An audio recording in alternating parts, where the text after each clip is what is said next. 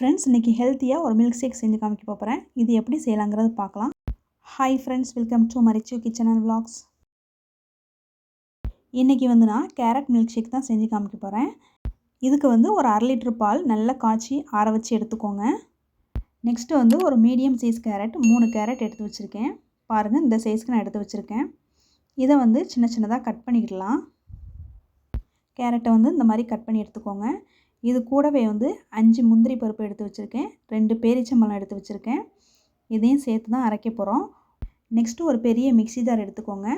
இதில் நம்ம கட் பண்ணி வச்சுருந்த கேரட்டை ஆட் பண்ணிடலாம். கேரட்டில் லேசாக தோல் சீவிட்டு நல்லா வாஷ் பண்ணி எடுத்துக்கோங்க. இந்த மில்க் ஷேக்கை நீங்கள் குழந்தைங்களுக்கு கொடுக்கும்போது அப்படியே கூட கொடுக்கலாம், இல்லைனா வடிகட்டி கூட கொடுக்கலாம்.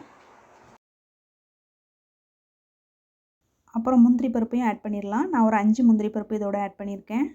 அப்புறம் 2 பேரிச்சம்பழம் ஆட் பண்ணியிருக்கேன். இது கூடவே நீங்கள் பாதாம் ஊற வச்சு ஆட் பண்ணால் கூட ஆட் பண்ணிக்கலாம். டேஸ்ட் ரொம்ப நல்லாயிருக்கும்.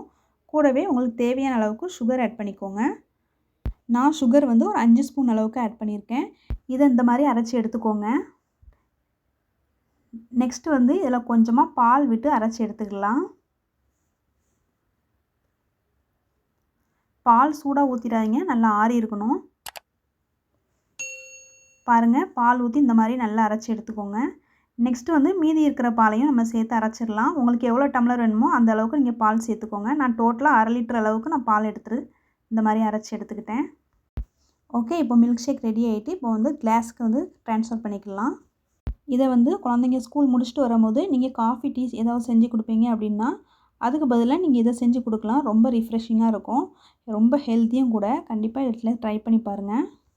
இதை நீங்கள் அரைக்கும் போதே ஐஸ் க்யூப் போட்டு அரைச்சிக்கிடலாம். இல்லைனா நீங்கள் ஃப்ரிட்ஜில் வச்சு கூட ஒரு 1/2 அன் ஹவர் ஃப்ரிட்ஜில் வச்சுட்டு கூட நீங்கள் குடிக்கலாம்.